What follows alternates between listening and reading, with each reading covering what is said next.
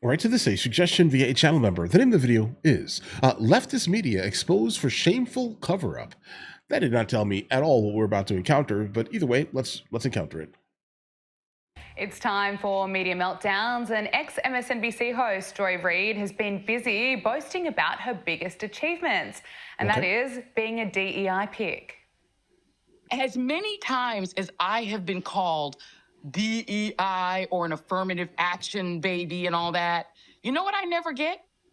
Mad. Because I actually am very much in favor of DEI.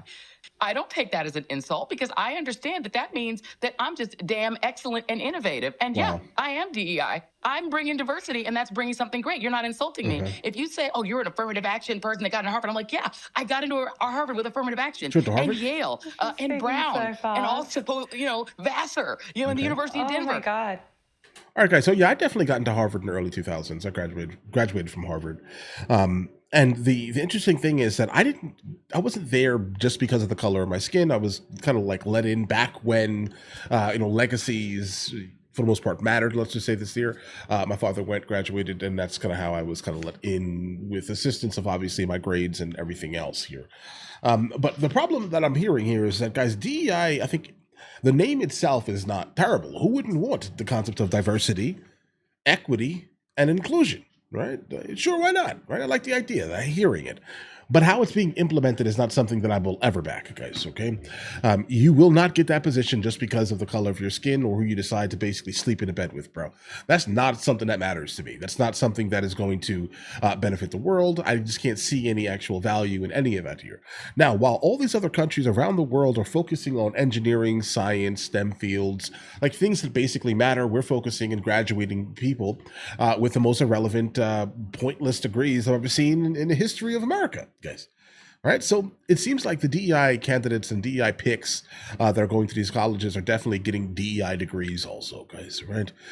It's completely valueless. But either way. She looks a bit crazy every time I watch that. It's really not a great sell for all those on the left still insisting that DEI is a good thing. In fact, this is possibly proving the point of exactly what is wrong about DEI. But isn't it interesting just how much the left bangs on about DEI, and yet they are often offended when DEI hires are called out for what they are, like when Donald Trump was asked if Kamala Harris was a DEI hire.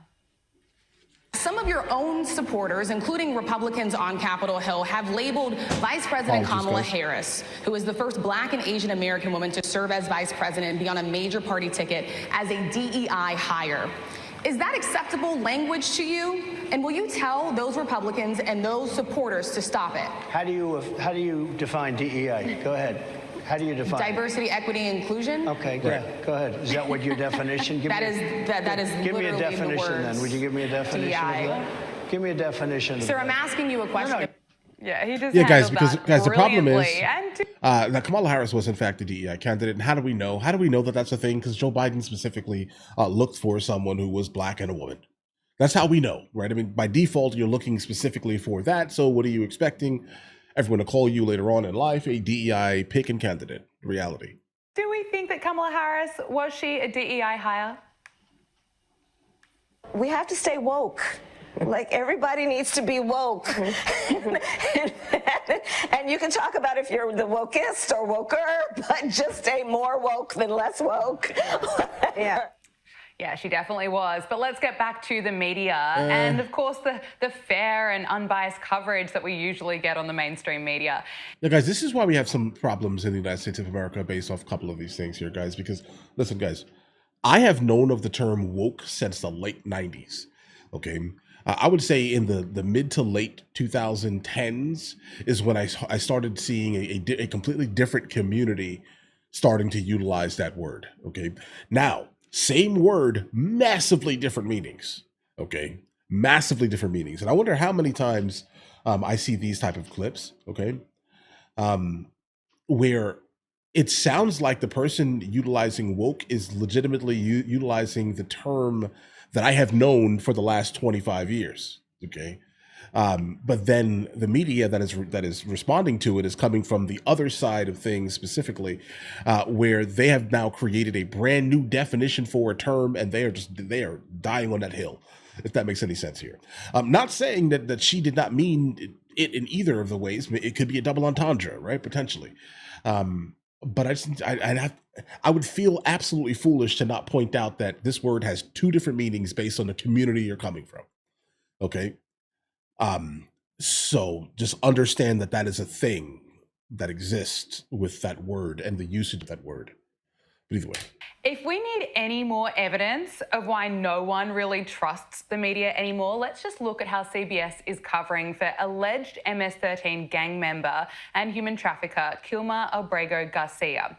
This is what went to air from CBS's interview with Homeland Security Secretary Kristi Noem about the case. All right, let's hear it. And the one thing that we will continue to do is to make sure that he doesn't walk free in the United States of America.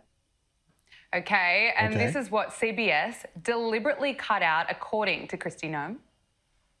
This individual was a known human smuggler, a MS-13 gang member, an individual who was a wife beater, and someone who was so perverted that he solicited photos from minors. And even his fellow human traffickers told him to knock it off. He was so sick in what he was doing and how he was treating small children. So he needs to never be in the United States of America, and our administration is making sure we're doing all that we can to bring him to justice. Well said. So CBS cut out those crucial details.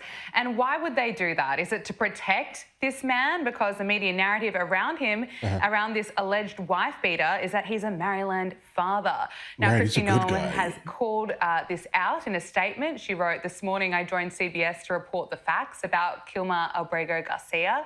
Instead, CBS shamefully edited the interview to whitewash the truth about this MS-13 gang member and the threat he poses to American public safety." And you'd think that CBS would have learnt from its disastrous mistake around editing the 60 Minutes interview with Kamala Harris last year to make her sound sharper than she really was. It seems that Prime Minister Netanyahu is not listening.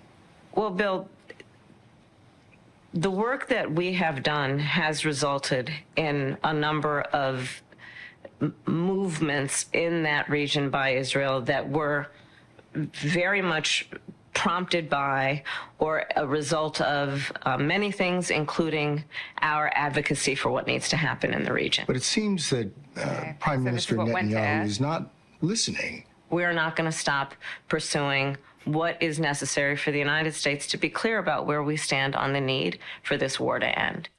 Very different answer. And that cost CBS $16 million. And former Paramount guys, that's crazy. executive Shari Redstone recently told the New York Times that they essentially rushed to settle because they had concerns over other interviews that have been edited and then put to air, such as a 2023 interview with Joe Biden, where staff at the time knew that Joe Biden was just so out of it, he needed to be prompted just to answer questions. Wow. It's time. Wow. Guys. Nothing in me says that this is the only time this has happened. Obviously, I do think that is something that a lot of agencies do, specifically if they're coming from the echo chamber that they are, for the most part, promoting. Okay. I do think that everything, or it could even be Kamala Harris's staff that was just like, hey, listen, guys, we need to go ahead and fix this. Right. Because obviously we need to make her sound as sharp and coherent as humanly possible. Right. But all right, listen, guys, let me know in the comments what you guys think. You guys all have an absolutely amazing day. Enjoy your day thoroughly. Let me know what I should be checking out next, guys. Let me know in the comments. I'll catch you guys later.